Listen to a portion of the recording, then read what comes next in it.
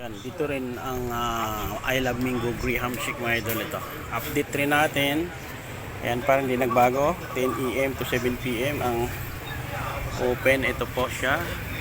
Gusto nyo mag-order milkshake, milk tea at saka burgers and fries. Ayan, oh. Ayan. Tsaka siya magandang tindira doon. Ayan, shout out kay Jason Epia.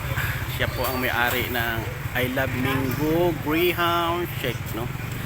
At siyempre mga idol, hindi tayo mawala ng sibuyas. Sibuyas, huwag niyong kalimutan, no? Hindi masarap ang ulam pag walang sibuyas. Kaya ayan, ang price natin 230 pa rin kami mga idol. Pero sa iba alam ko 300.